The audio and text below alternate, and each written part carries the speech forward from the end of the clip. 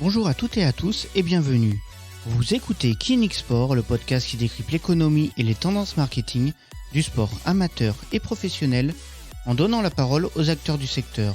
Aujourd'hui, nous recevons Maximilien Costesec, responsable communication et marketing à l'USAM Nîmes Gare.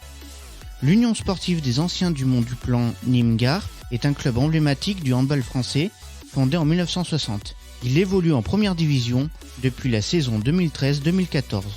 On vous présente aujourd'hui Maximilien Costesec. Bonjour Maximilien. Bonjour. Donc vous êtes responsable communication et événementiel de l'USAM, le club de handball de Nîmes qui évolue en Lidl Star League. C'est ça, tout à Alors fait. déjà, est-ce que vous pouvez vous présenter en quelques mots et quel est votre parcours professionnel pour en arriver jusque-là ? Écoutez, donc moi je suis Maximilien Costesec, donc responsable communication événementielle au club de Nîmes. Moi j'ai commencé mon parcours professionnel à la Fédération française de handball, où j'ai travaillé pendant 6 ans. D'abord en tant qu'assistant communication, puis après petit à petit, au gré des missions qui m'ont été confiées et de la réorganisation de la structure, j'ai eu des postes de chargé de mission communication à la fois sur la partie institutionnelle et sur les compétitions type Coupe de France et puis la Feu Handball Pro D2 qui depuis est passée au niveau de la Ligue nationale de handball et qui s'appelle désormais la Pro League. Et puis par une volonté de me rapprocher un peu du terrain et des acteurs, j'ai quitté la région parisienne pour m'investir pendant 3 ans au club de Istres, donc dans les Bouches-du-Rhône. 3 années qui ont été super intéressantes avec un club qui avait besoin de restructurer pas mal de choses au niveau communication, événementiel, développement. 3 belles années qui ont été ponctuées par une remontée en première division et un titre de champion de France de Pro League. Et puis après, pour des raisons familiales, j'ai tapé à la porte de l'USAM, voilà. Et puis au gré des échanges, ça s'est fait, ça a été plutôt positif. Donc depuis maintenant 1 an et demi, depuis juillet 2019, je suis donc salarié à l'USAM Nîmes Gare, voilà, sur des missions communication, événementielle pour essayer de dynamiser la communauté et puis pour essayer de créer. Alors c'est un peu compliqué en ce moment, mais de créer une expérience spectateur qui soit la plus enrichissante possible. Est-ce que vous pouvez nous présenter votre club, l'USAM ? Alors, son histoire un petit peu et puis voilà, le parcours sportif. Alors l'USAM c'est un club historique du championnat de France qui a été 4 fois champion de France de première division, la dernière fois en 1994. C'est un club qui, depuis l'arrivée du président David Tébib à la tête du club, renaît un peu de ses cendres. Voilà, il y a eu des périodes un peu plus sombres, mais depuis quelques années et grâce au gros travail réalisé par l'ensemble du club sous la présidence de David Tébib, voilà, les choses reviennent au plus haut niveau. Le club a fini 3e du championnat de France l'année dernière, ce qui n'était plus arrivé depuis près de 25 ans, a retrouvé la Coupe d'Europe, qui est désormais un objectif majeur du club. Voilà, chaque année, le club se veut aujourd'hui de jouer le top 5 et la qualification en Coupe d'Europe. Donc voilà, c'est un peu l'ambition qu'a fixé le président à toutes les équipes, c'est de désormais s'installer de nouveau comme un club majeur du championnat de France, et puis jouer sa carte à fond pour décrocher des trophées. Voilà, le club a beaucoup d'ambition et ça se voit notamment au niveau du recrutement avec l'arrivée de Michael Guigou l'année dernière, qui est désormais capitaine de l'équipe de France. Voilà, c'est un club qui a eu un passé glorieux et qui, grâce au gros travail réalisé, a pour ambition de retrouver finalement les hautes sphères du championnat de France et de la Coupe d'Europe. Alors, vous avez un rôle particulièrement important en ce moment. Et justement, quelles sont vos principales missions en termes de communication ? Ce qui est compliqué en ce moment, c'est qu'effectivement, il faut continuer à faire vivre la communauté sans pouvoir partager avec eux finalement de manière physique et réelle les émotions que peuvent créer les matchs de l'USAM Nîmes Gare. On sait en plus que nous au Parnasse on a vraiment une ambiance et une atmosphère particulière. C'est vraiment le côté Parnasse infernal qui ressort, avec un public qui pousse et qui est vraiment omniprésent et vraiment déterminant dans les performances de l'équipe.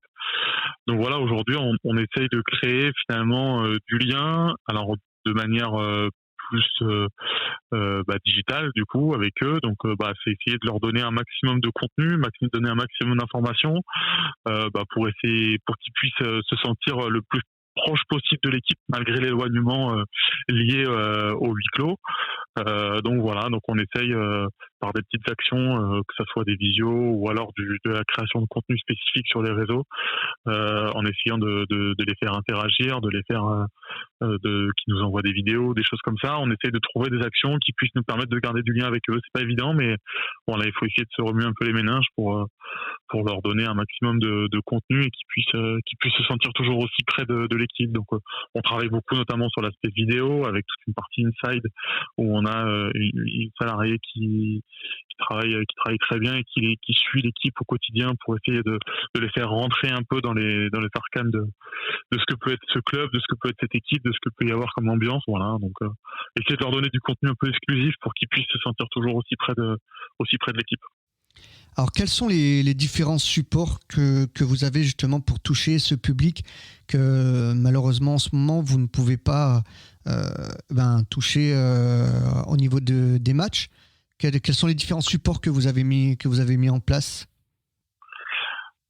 Tout se passe essentiellement sur les réseaux sociaux. Aujourd'hui, on sait que la communication sur les réseaux prend une part dominante de la stratégie de communication des clubs. Donc, à travers ce que je vous disais, des vidéos un peu exclusives où on essaye de faire vivre à notre communauté l'équipe de l'intérieur.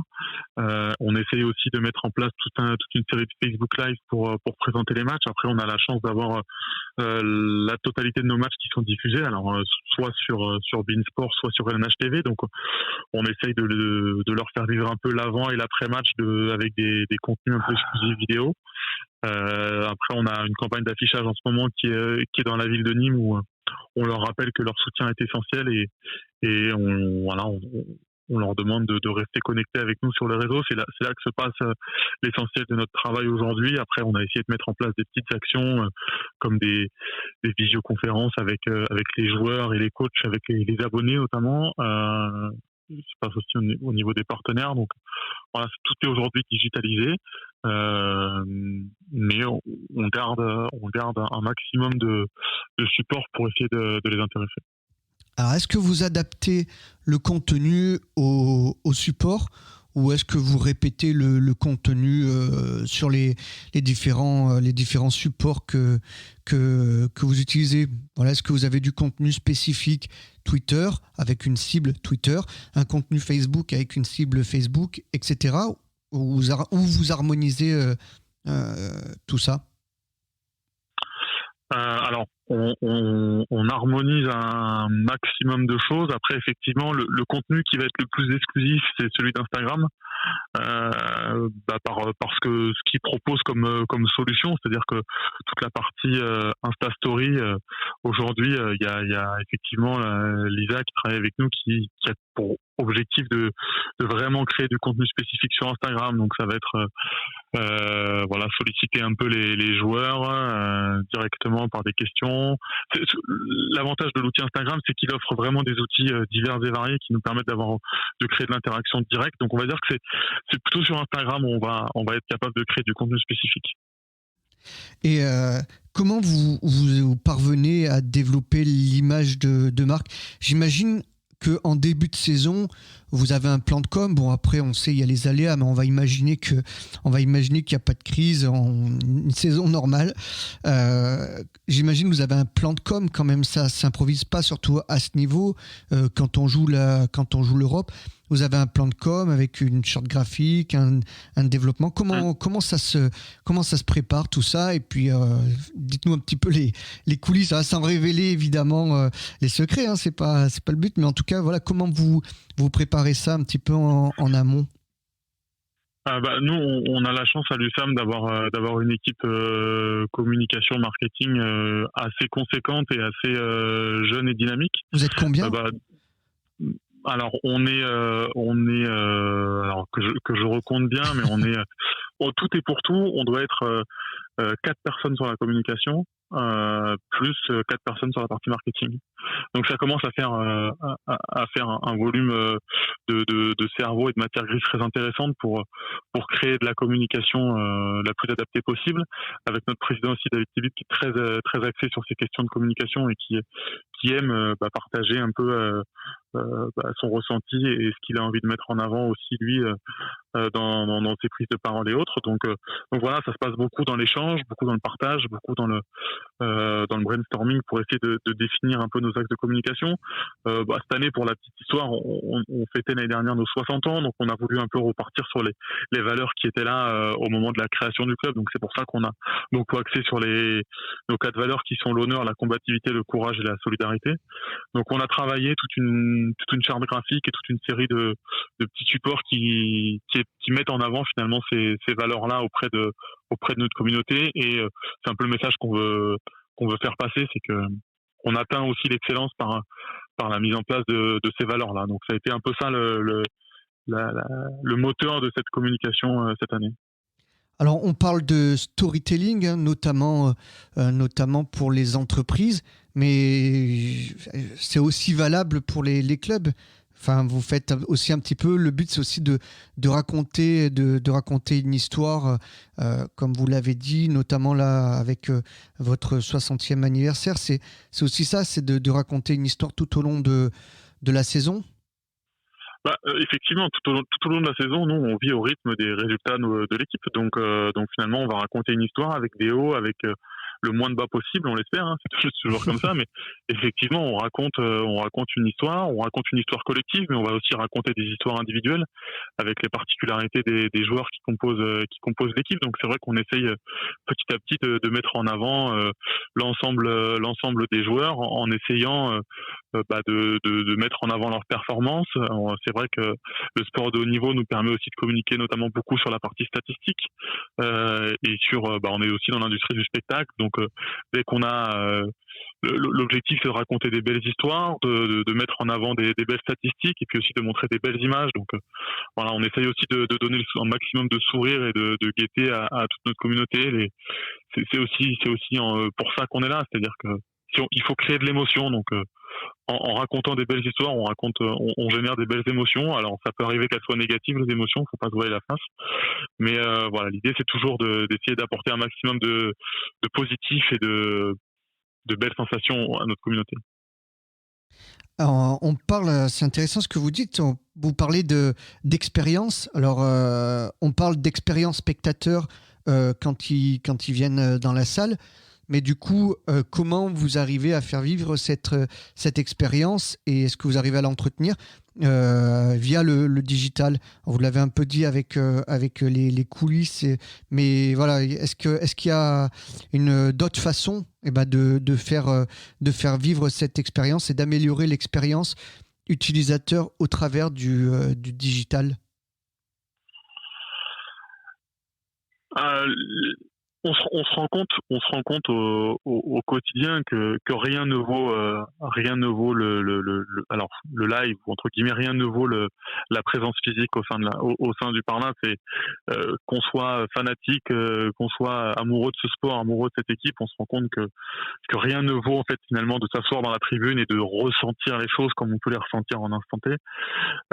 Après, c'est sûr que dans le live, à travers une caméra dans les coulisses, à travers des interviews d'avant-match pour essayer de faire monter un peu la pression, à travers toute une série de petits contenus, on va essayer de faire monter un peu l'énergie, faire monter un peu le sentiment d'appartenance et le sentiment de fierté des spectateurs. Après, c'est sûr que c'est difficile. Le plus difficile finalement, c'est vraiment d'avoir le retour direct des supporters, parce que quand vous marquez un but, vous êtes applaudi, vous entendez les supporters crier, vous les entendez chanter, vous sentez la chaleur monter un peu dans le Parnasse. Ça, c'est finalement un retour direct que peuvent nous donner les supporters, et on ressent tout de suite leur énergie communicative, leur amour qui font se transcender. C'est surtout pour les joueurs que c'est difficile, parce qu'effectivement ce retour-là ils l'ont pas directement. Alors l'avantage des réseaux, c'est qu'elle libère un peu la parole et qu'on voit un peu le retour, mais c'est quand même très difficile d'avoir ce retour-là des supporters. Donc aujourd'hui, tous les supporters du Parnasse ne commandent pas nos statuts, n'envoient pas des messages aux joueurs. Donc c'est difficile d'avoir ce retour-là. On sait par rapport aux différentes actions que le soutien il est toujours là, qu'il est toujours énorme, qu'il est toujours présent. On a aussi un gros travail du Green Cop, donc notre club de supporters qui à chaque match habille la tribune nord avec des magnifiques tifos. Donc ça aussi c'est des choses qui touchent, c'est des choses qui font plaisir et c'est des choses qui galvanisent un peu l'équipe. Mais c'est surtout sur cet axe-là que le retour est plus difficile. Vous m'avez dit que vous aviez organisé quand même des visios avec les joueurs. Là, on est en plein dans l'expérience justement spectateur. Alors, c'est pas dans le cadre d'un match, mais malgré tout, ils peuvent approcher voilà, d'une manière digitale les joueurs. Racontez-nous un petit peu cette expérience côté joueur, comment l'accueil réservé par les auditeurs et puis vous dans l'organisation de ça. Est-ce que c'est quelque chose que vous auriez organisé ou que vous organisiez, que vous faisiez sans cette période que l'on connaît? Alors, c'est des choses en fait, si vous voulez, on a l'habitude, nous, d'organiser un maximum d'événements physiques, que ce soit pour les partenaires ou pour les supporters. Et finalement, cette visio abonnée qui a été organisée sur la période des vœux, elle avait pour but de remplacer finalement un événement physique qui était prévu en fait de longue date en début de saison, mais qui n'a pas pu être mis en place par rapport à toutes les problématiques de normes et dans les organisations des événements, et puis ensuite qui aurait dû être organisé pour les vœux aux abonnés. Donc voilà, on avait comme objectif cette saison de vraiment créer un maximum de rendez-vous, un peu copiés sur les rendez-vous partenaires, mais avec les supporters.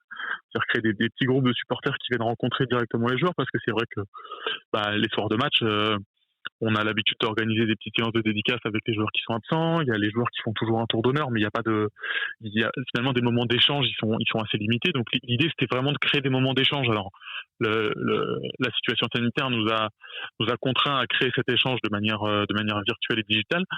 Mais du coup, ça a été très intéressant puisque les joueurs ont pu directement s'adresser aux spectateurs, répondre à leurs questions directes, les remercier aussi de manière directe de leur soutien, même à distance. Donc voilà, ça a créé, ça a renforcé, je pense, l'affection que peuvent avoir les supporters auprès des joueurs, et par ce côté un peu, par cette proximité qui a été créée sur ce type d'événement. Paradoxalement, ça brise un petit peu les barrières. C'est paradoxal parce que justement c'est digital, mais il y a peut-être justement du fait du digital une espèce de lâcher de la part des supporters qui sont peut-être plus enclins à poser leurs questions, à féliciter les joueurs, et ils le feraient peut-être pas forcément comme ça en physique, même si les joueurs j'imagine sont assez proches des supporters. Enfin, c'est ce que vous nous...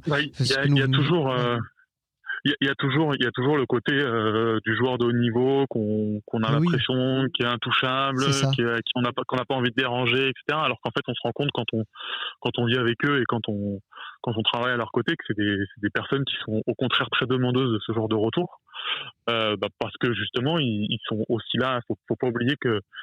Alors moi j'ai tendance à dire que c'est des artistes, hein, on est dans l'industrie du spectacle, du divertissement, donc finalement ils jouent pas que pour eux, et surtout pas que pour eux en fait, ils jouent surtout pour les gens, pour les autres. Donc c'est vrai que d'avoir ce retour finalement c'est aussi pour eux et pour les joueurs très intéressant, et c'est vrai que le virtuel peut avoir cette faculté à pouvoir plus facilement libérer la parole, créer de l'interaction comme ça qu'il n'y aurait pas forcément en live, et puis on crée des moments où l'avantage c'est de créer des moments où le joueur est là pour répondre aux spectateurs. Voilà. Ce qui est aussi un peu compliqué dans le quotidien, c'est que finalement on va rencontrer un joueur, alors je vais dire une bêtise, hein, mais on rencontre un joueur dans la rue, on le voit après un match, après une victoire, après une défaite, il n'est pas forcément dans les conditions dans les conditions idéales pour un échange. L'avantage de ces moments-là, alors qu'ils soient physiques ou virtuels, c'est qu'en fait le joueur il est là pour ça, et donc du coup il répond beaucoup plus facilement, et il est apte, il est prédisposé à répondre à toutes les questions, et du coup c'est avoir ce moment-là qui est défini, c'est aussi ça qui rend les choses beaucoup plus conviviales et beaucoup plus sympas. Alors du coup, cette période qu'on vit, elle vous a obligé, elle a obligé en règle générale les clubs un petit peu à se réinventer, à innover. Mais une fois que ce sera fini, il y a quand même des choses que vous allez garder, de cette période, même quand il y aura le retour dans les stades, on espère le plus rapidement possible. Est-ce que il y a un certain nombre de choses, de solutions, d'outils que vous avez mis en place que vous allez conserver quand même après? Forcément, cette période-là, on va pas tout effacer d'un revers de main en se disant c'est bon, c'est fini, on passe à autre chose. Et ce qui est évident, c'est que finalement, on se rend compte que on a une communauté physique, mais on a aussi une communauté qui est éloignée. Et au final, tout ce qu'on a mis en place nous a permis aussi d'agrandir notre communauté. Effectivement, on a hâte de retrouver notre communauté physique directement avec nous, mais je pense que tout ce qu'on a mis en place va continuer pour toute la communauté qui a été créée, qui s'est élargie durant cette période-là et qui malheureusement ne pourra pas venir non plus. Il faut pas non plus se voiler la face. Il y a des gens qui ne pourront pas ou qui ne voudront pas venir. Je pense que les mentalités vont changer dans la consommation du spectacle. Il y a ceux qui n'attendent qu'une chose, c'est que ça réouvre pour pouvoir prendre leur place et venir. Mais je pense aussi qu'il y aura certaines personnes qui vont avoir des réticences à venir dans un premier temps. Et donc c'est aussi ces gens-là, il va falloir aussi leur redonner confiance et leur redonner envie de venir. Donc je pense que tout ce qui a été mis en place va être maintenu. Et c'est important aussi de maintenir finalement tout ça. Il y a des très bonnes choses qui ont été faites durant cette période. Comme vous le dites, on s'est réinventé. Et clairement, quand on se réinvente, il faut garder les choses qui fonctionnent. Donc pour l'instant, tout fonctionne plutôt pas mal. Donc je pense qu'on va garder un maximum de choses. Ouais.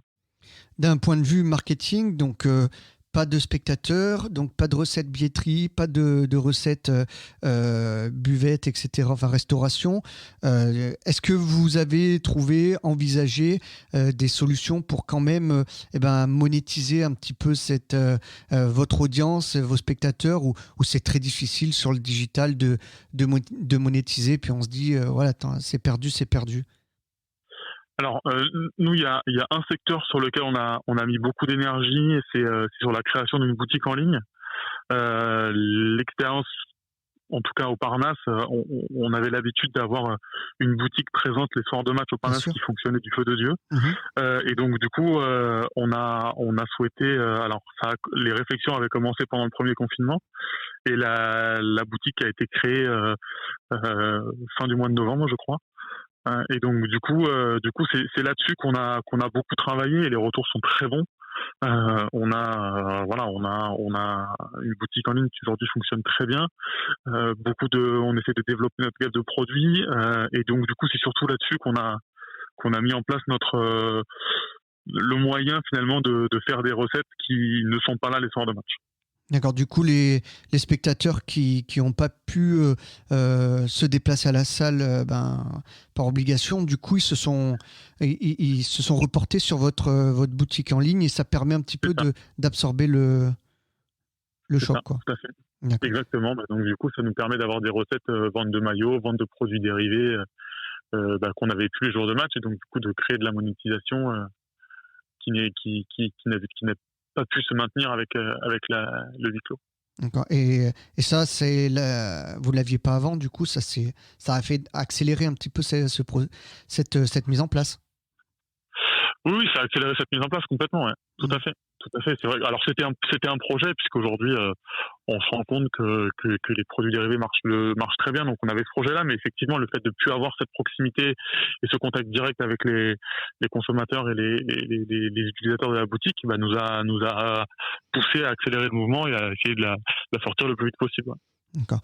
Est-ce que vous avez une newsletter? Est-ce que vous avez mis en place une newsletter? Est-ce que c'est encore pertinent aujourd'hui? Et vous, est-ce que vous utilisez ce type?